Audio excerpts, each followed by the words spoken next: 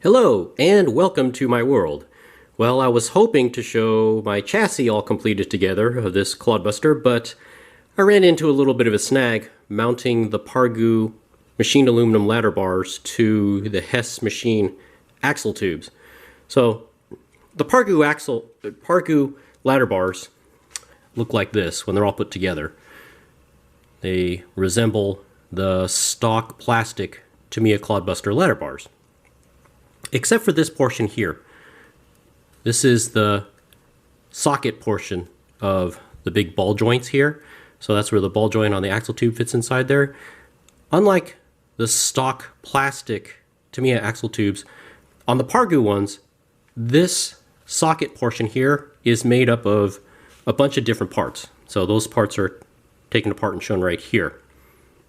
So it consists of the main ladder bar portion here, and there's this inner ball joint socket plate right here, and there's this outer ball joint socket plate here, and there's this underneath ball joint socket plate right here.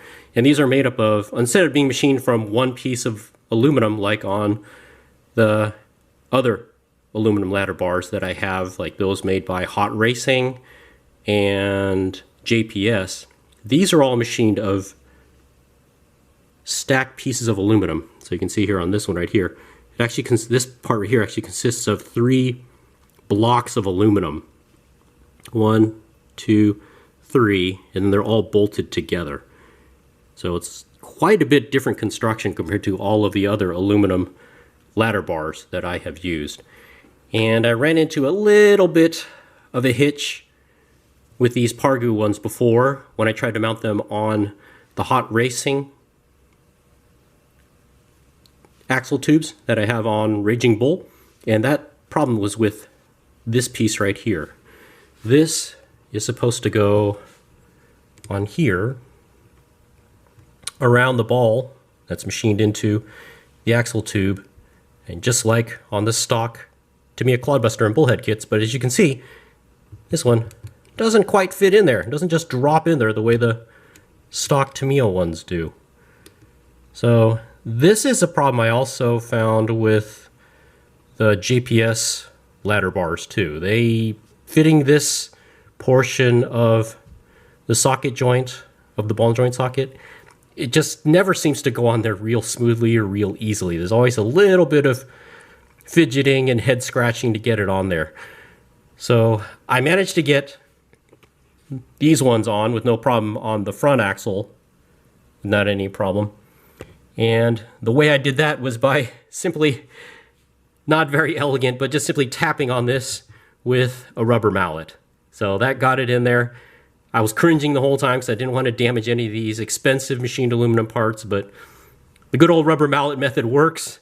It's not very elegant, it's not very beautiful, but I got it on there. So I'm going to do that right now, and I'm going to turn the camera off, whack on this thing right there with the rubber mallet, give it a little bit of love taps, as we used to call it, and it'll pop right on there. So I will do that and turn off the camera and do that, and I'll show you the results. Okay, so after a few love taps with the rubber mallet, I was able to get the ladder bars from Pargu onto the axle tubes. Just a little bit cringeworthy. Be thankful I turned the camera off. You don't want to see nice, shiny, expensive aluminum parts being whacked with a rubber mallet. So trust me, that's a rather gruesome scene, but I got them on here. So the ends justify the means. Everything's mounted up just fine. But I ran into another little issue with these guys. These are the aluminum anti-rotation brackets from Pargu, and these mount onto here like that. But if you look in there, you can see that the holes in the end of the L brackets do not line up with the tapped holes in the aluminum gear cases. So these, I'll probably just, to make life simple, I'll probably just grind down this portion, this curved area here on both of these. So both of them are that way too. So that's on one gear case. And if I do the same thing here on this one, you can see the same thing there. The holes do not quite line up with this one either. So I suspect that these aluminum anti-rotation brackets are made a little too large in that area right there. So get out my Dremel rotary tool, just grind away on those and they'll fit. But let this be a lesson. If anybody out there is also going to be building one of these all aluminum custom Clod Busters or bullheads, just be ready for delays like this. And I mentioned in my last video how great the Pargu aluminum bumper mount servo mount bumpers were, how they bolted onto the Hess machine aluminum gear cases without any problems. I didn't have to remachine them or didn't have to modify anything or drill anything or file anything. Well, I spoke too soon in that video, because here we go. Today I have to use a rubber mallet to simply install ladder bars, and I have to use my rotary tool to install the most simple part out there, the anti-rotation brackets. But this is a good reminder that aftermarket parts are designed to work on the stock Tamiya Clod Buster parts, but they don't necessarily always work together with other aftermarket aluminum parts from a different manufacturer. So when you're building one of these trucks, if you're planning to do this, just take a break, count to 10, sleep on it, think of a solution, because issues like this most likely will come up. Now, if you've seen my other videos on my other trucks, you know that I love all custom Clod Busters and bullheads, but on every single one of these trucks, at least one of these head scratching moments comes up every single time. And it always involves using one manufacturer's parts, and trying to get those parts to fit on a different manufacturer's parts. So they just oftentimes require a lot of head scratching, a lot of thinking, and yes, a lot of modifying. So a lot of elbow grease to get these parts to fit together. The ends then justifies the means, so you'll eventually get there, and I'll eventually get there with this truck too. But just, if you're planning one of these things, a similar project like this, just keep an open mind. And remember, I have to tell myself this too many times, relax, take a break, go watch TV for a little while, sleep on it, take the whole weekend off, and come back with a fresh mind, and you'll probably think of a solution. So for me, my solution requires more grinding on aluminum. So I'm going to go get my Dremel rotary tool. I'm going to turn off the camera here and start grinding away, and I'll show you what it looks like after I get everything to fit together. So after grinding away with my Dremel rotary tool, I finally have a working Pargu aluminum gearbox anti-rotation bracket shown here on the left, and the one on the right is not modified. So if you look at this portion right here, you can see that it's quite a bit smaller on the one on the left compared to the unmodified one here on the right. So I am now going to be working on this one. I'm going to grind down that so that way it matches this one. So the one on the left fits perfectly, no issues whatsoever. So time to turn off the camera and start grinding away again on the one on the right. Okay, so here are our complete gear case, axle, and ladder bar assemblies ready to go. These are now all set to be bolted to the CPE time warp chassis, and I got the Pargu aluminum gearbox anti-rotation brackets to fit finally after all of that grinding with my Dremel rotary tool. And here they are in place. Here's one. And note that these bolted on just fine with no modifications to the stock Tamiya plastic gear cases. I have a few spare ones just sitting around. So before I started grinding away on these, I decided to just test fit them on the stock Clod Buster gear cases, and they fit just fine. So it seems to me that these Hess Machine gear case motor covers right here, these really nice looking ones, they have less clearance in this area here for the anti-rotation bracket. So just be aware that if you are going to use these Pargu anti-rotation brackets with the Hess Machine gear cases, you will have to do what I did and grind away at this curved portion of the anti-rotation bracket. So once you do that, you just do it once and then you're done forever. But it's kind of a pain, I'll be honest with you. So as I said before, just be ready for that sort of thing when you use different aftermarket parts from different manufacturers and you try to use them together. They will often, this is not a surprise. This is kind of to be expected at this point. So just be aware of that if you ever decide to build one of these trucks. So anyway, I got everything to fit. So these are now going to be bolted onto the chassis, and I'll turn off the camera and start wrenching away on that. Well, once again, I spoke a little too soon because I ran into some more part fitment problems. And this time the problem was with the Crawford Performance Engineering, or CPE, quad shock mounting kit. And the kit consists of those 4 upper shock mounting brackets right there. Those have 4 holes, 1, 2, 3, 4, to mount each shock. So those mount on the chassis. I probably won't be using these ones because the CPE Time Warp chassis has a whole bunch of upper shock mounting holes drilled into it. So I'm sure I can find some that will work with all 4 shock absorbers at each corner of my truck. But didn't have any problem. I'm not using those, so I didn't have any problem with those.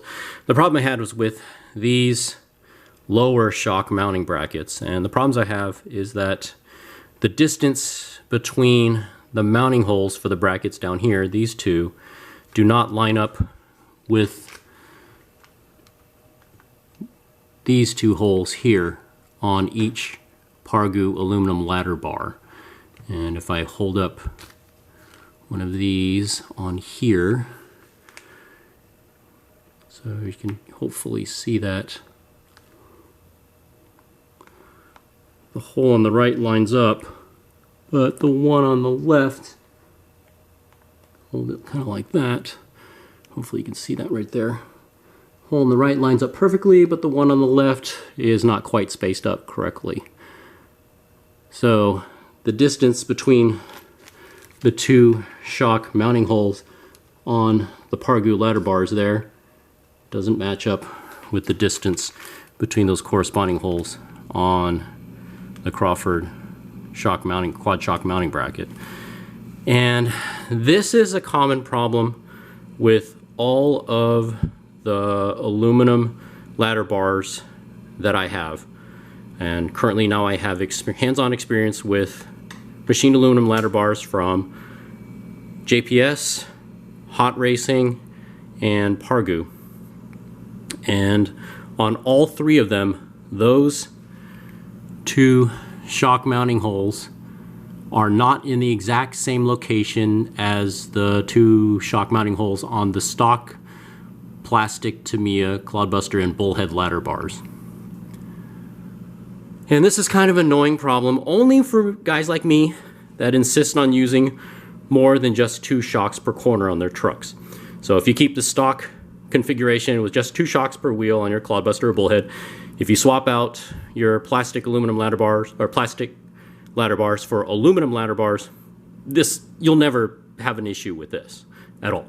But if you're one of the few crazy people like me that insists on having more than just 2 shocks at each corner of your truck, and you have to use these quad shock mounting brackets or other multi-shock mounting brackets like the ones that are made by UK Monsters. That's the only company that I know of besides Crawford today that makes shock mounting brackets that allow you to put more than just 2 shocks on each corner. The UK Monster ones are made from graphite, and they allow you to mount 3 shocks per wheel, but they will have the same problem because those are designed to mount on the stock plastic Tamiya ladder bars. But if you insist on using more than just 2 shocks on each corner, this problem will come up if you use JPS, hot racing, or now I'm finding out with Pargu aluminum ladder bars, because these brackets will not line up with the 2 mounting holes on the ladder bars, the aluminum ladder bars. And this is really annoying, and I wish the manufacturers of these ladder bars would copy the shock mount locations from the stock Tamiya parts, because it just makes it kind of a headache for people like me that insist on using more than 2 shock absorbers per corner. Now with the JPS ones, the shock mounting locations on their ladder bars are completely different than on the stock Tamiya ones. So they're so far off that I actually, for the King Clod that has JPS aluminum ladder bars on it, that truck, I actually designed new lower quad shock mounting brackets that are similar to the original ESP ones, but the holes are in the exact locations to mount on the JPS ladder bars. I did not want to modify the original ESP quad shock lower brackets for that truck. So I had completely new ones. I designed them and I had them made by a machine shop, so that's why those fit.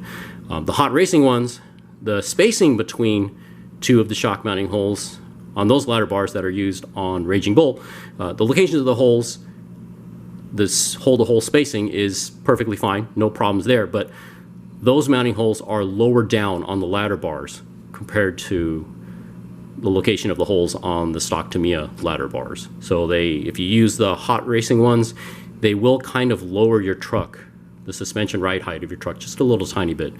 Not a huge deal, especially with Raging Bull because it's so high, but at least the hole-to-hole spacing on those is just like on the stock Tamiya parts.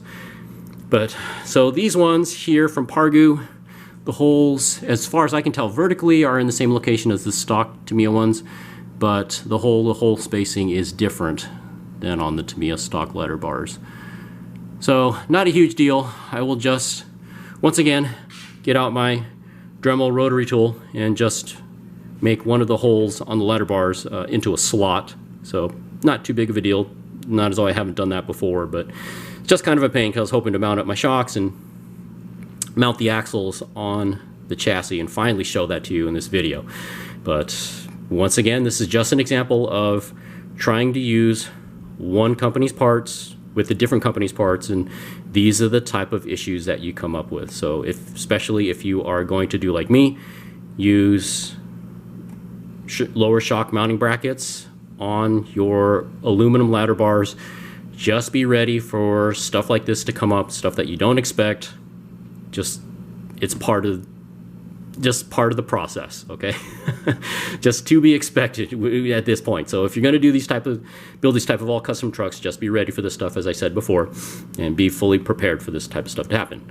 So that's one little setback. But one good thing is that if you look at my axles now, they have the stock Tamiya steel axle stays on them now. So I mounted those on.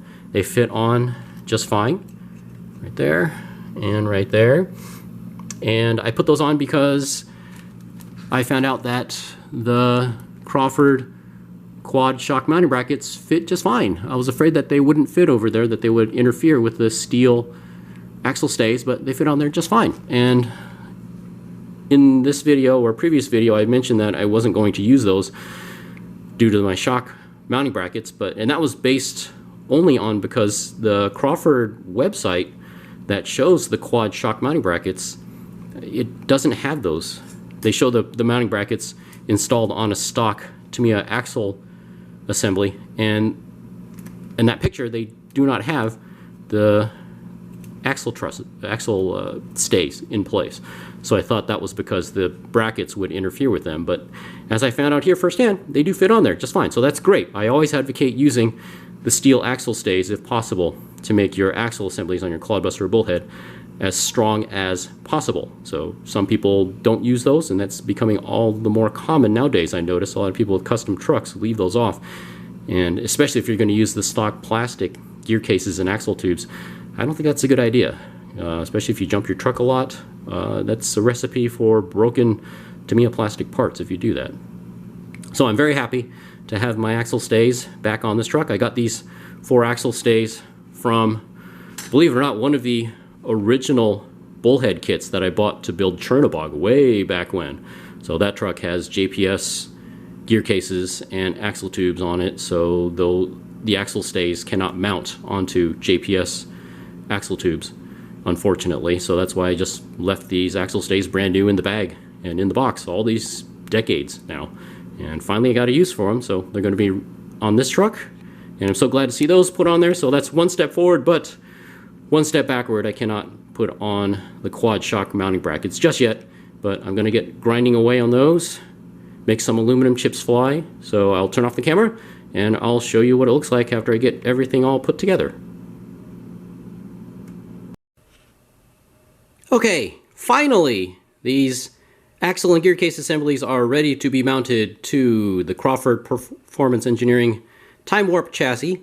And I've said that a few times so far, but this time I'm pretty sure that they're ready to go. So I don't anticipate any further delays. And if you notice closely, I have mounted the Crawford quad shock mounts onto both axle assemblies. So after elongating those mounting holes, they fit on without any problems. One thing I'd like to note is that because the gear reduction units from Stormer Hobbies move the motor closer to the ladder bar right here, that provides a little bit of a clearance problem here with the big long shock mount bracket.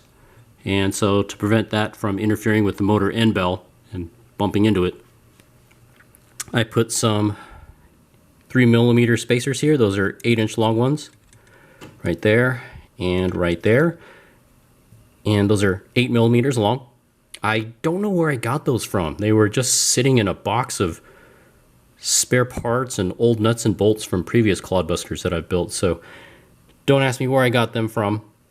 Just picked them up somewhere along the way, but they fit in there perfectly and they provide enough room for the motor right there. Last thing you want to do is have this aluminum bracket come into contact with the positive and negative sides of the motor there, cause a nice short circuit and a nice fireworks show there, so don't want that.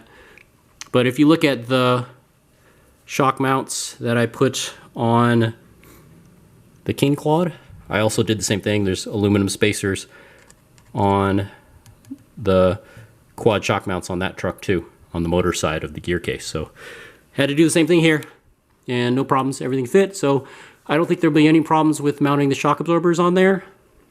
Although, who knows, the way this is going, this build is going in this stage, all kinds of stuff is popping up at the last second. So I'm gonna turn off the camera and finally mount these to the chassis along with all the shock absorbers, and I'll show you what that looks like. So please stay tuned. One thing that I forgot to mention when I was talking about the Tamiya axle stays is that when I was installing them on my gear cases and axle tubes, one thing I found made it a lot easier to install them was what I did was I installed this screw here. There's 2 mounting screws on each stay, 1 screw here and 1 screw up here at the gear case.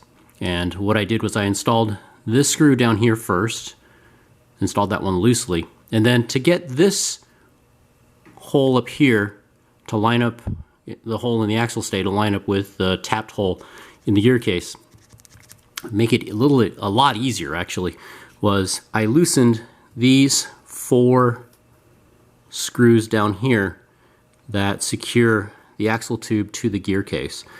And don't take them out completely, and don't remove the axle tube completely, but just loosen those 4 screws, and that allowed this end of the axle tube to drop down just a tiny bit, and that allowed the mounting hole on this end of the axle stay to line up perfectly with the axle tube, the hole in the gear case. And I could put the screw in right here without any problem. So Once I did that, and then I tightened up the axle stay, and then I tightened the 4 screws on the axle tube.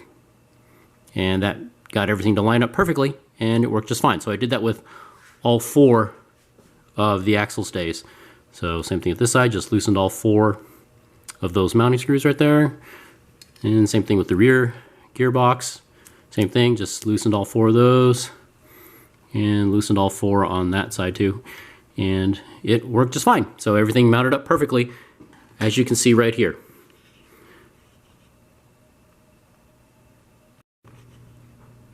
There's something that I'd like to point out before I mount my gear case and axle assemblies to my time warp chassis. And that is that the time warp chassis has an adjustable ride height and adjustable wheelbase. And that's one of the reasons why, and those are the main reasons why I did pick the time warp chassis for this truck. And to change the ride height, you have to loosen the screws here and lower this lower center portion of the chassis. So the whole thing drops down as a unit. And there are 3 different positions. One is stock, which is the way they ship it to you. And then this row of mounting holes right here gives it 1/2 inch of suspension lift. And the final holes down here, which is where I have my ladder bars mounted, that gives it the tallest amount of suspension lift, which is 1 inch taller than stock. And to adjust the wheelbase, you move the ladder bar mounting points from these 2 inner holes here, which is the stock wheelbase, and you can mount them to the outermost positions, which I have here, and that gives you a 1 inch longer wheelbase than stock. And on the bottom here, there are corresponding holes for the lower suspension arm mounting points. So if you mount them in these inner holes here, that's the stock wheelbase, and then 1 inch out mounts them here, which is where I have mine mounted. And you'll note that all of these suspension ball studs are titanium ones from J Concepts. So I like those. They're really nice. They worked out really well on the King Clod and Raging Bull, so I decided to use them here on this one too. But the thing I'd like to point out is that if you have the suspension mounted in its lowest position, so that way the ladder bar ball studs are mounted up here, then they are flush with the chassis side plate here. And the width of the chassis side plates from this side to the other side over here is exactly the same as on the stock Clod Buster chassis. So no problems there. Now the problem that I came across was that when I lowered this center portion of the chassis down, now the mounting surface for the ladder bar ball studs is this surface here. They sit flush with this here, and that is considerably further in from this surface here, where the ball studs would sit if I had the stock height, ride height set up. So in order to make up for this thickness of the chassis side plate right here, I had to buy 4 of these aluminum spacers right here, and these are 4 M4 screws, so that hole in the middle is a little over 4 millimeters in diameter, and that is 4 millimeter is the size of the thread on the ladder bar ball studs right there, and it's 13 millimeters in diameter, and it is 4 millimeters thick. So I already have one installed here. So now this surface here of the spacer is flush with the surface right here. So if you notice the one on the right here, that is how I had originally mounted them both, and that one is flush with this surface here, and that is too far down from this surface here. There's a significant step right there. So I tried to mount my ladder bars on all 4 ball studs when they were mounted like this one without the spacer, and that caused the ladder bars to be at an angle. So they were tipped inward towards the chassis, and that just, they wouldn't stay on there, and they were just, the suspension geometry was just completely all messed up when I did that. So to fix that, I just bought these simple spacers aluminum ones like that. I got 4 of them, so I got 1 installed. I'm going to do all 4 of them, but I just wanted to point that out.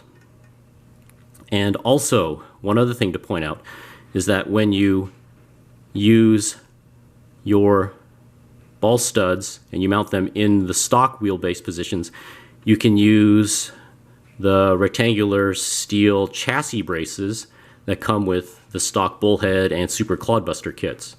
Those are the ones that have the 4mm tapped holes on each end, so those will fit on here with no problem. Now, a problem that comes up though is if you use the longer wheelbase locations like what I did, then those stock chassis braces are not long enough to go from this one hole all the way over to this other hole here, because the wheelbase is now 1 inch longer than on the stock chassis. So the way to solve that is I needed to get some of these 4mm flange nuts, and I bought some nice stainless steel ones here. But if you've never put together an original Clod Buster kit, you know, back before the bullhead and before the super Clod Busters came out, flange nuts like these were how they secured the ball studs for the ladder bars to the chassis. And those stock ones, the stock 4mm flange nuts that came in the original Clod Buster kit, were steel and they were plated with yellow zinc. So those, also too, for the underside, for these smaller ball studs that have 3mm thread on them, same thing. The original Clod Buster kit had 3mm flange nuts that hold those in place. So the newer bullhead and later the super Clod Buster kits, they all came with a big rectangular steel plate that went down here, and that had 4 3mm tapped holes in it. But once again, that stock plate is not big enough when you use the time warp chassis with your suspension on the longer wheelbase setting. So I had to use 3mm flange nuts, as you can see right there. So I bought some nice stainless steel ones. The stock ones in the original Clod Buster kit were steel, zinc plated steel. But just those are some of the things that came up when I was putting this kit together.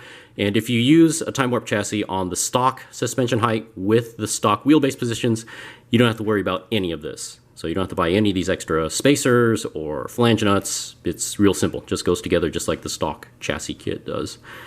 But if you've never put together original Clod Buster, this was how they did it. They used individual flange nuts to hold everything together.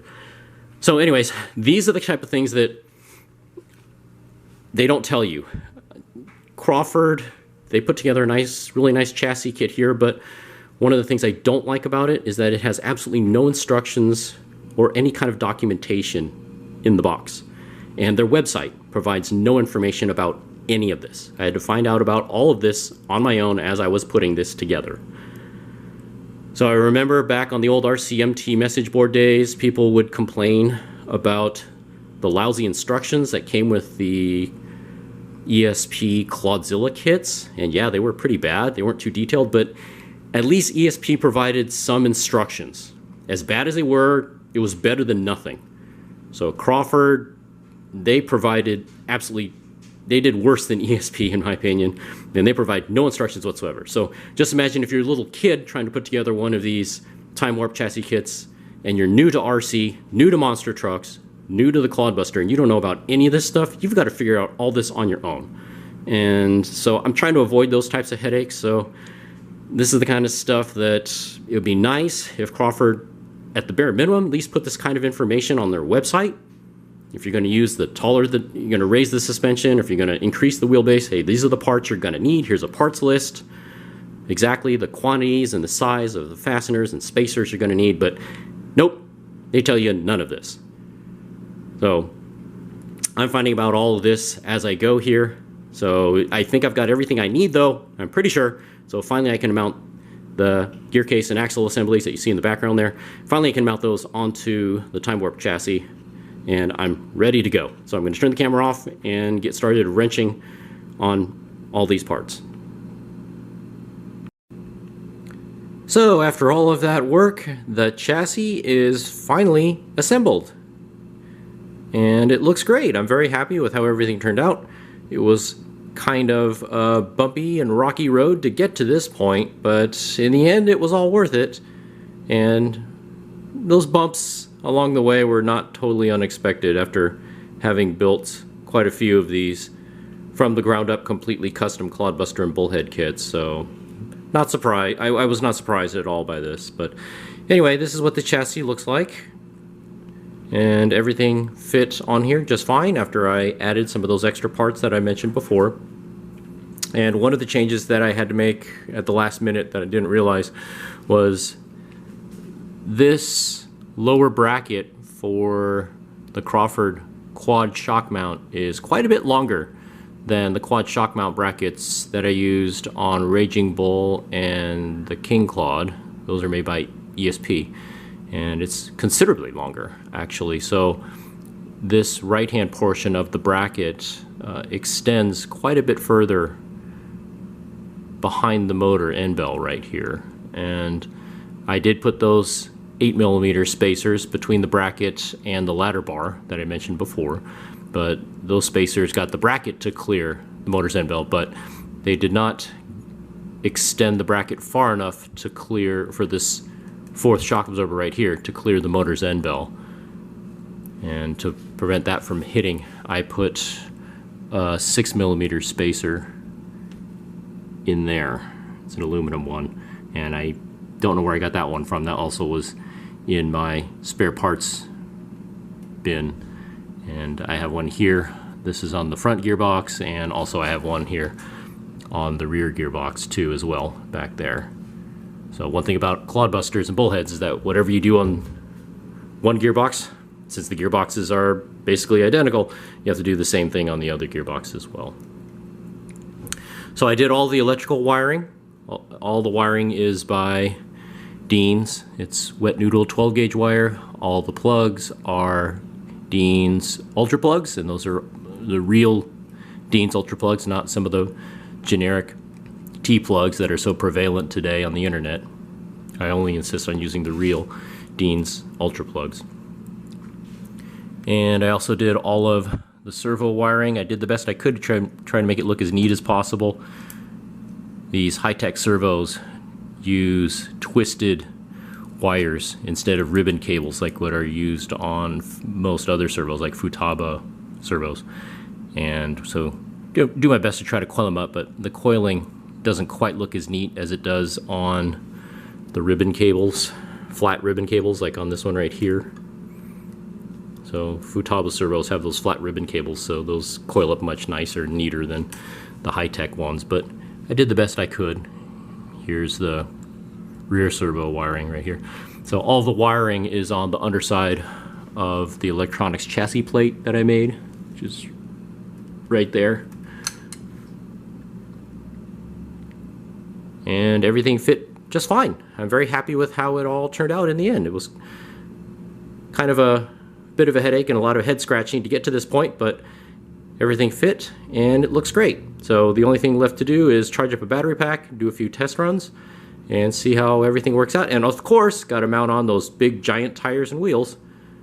So that's always one of my favorite parts of building any monster truck, is mounting those tires and wheels at the end. So I hope you enjoyed this video, and in the next video I will be showing the body. So that's basically the only thing I have left to do, is just working on the body, mounting all the custom parts on that, and putting the decals on it. So I will show that in the next video. So I hope you enjoyed this video, and I'll catch you in the next video.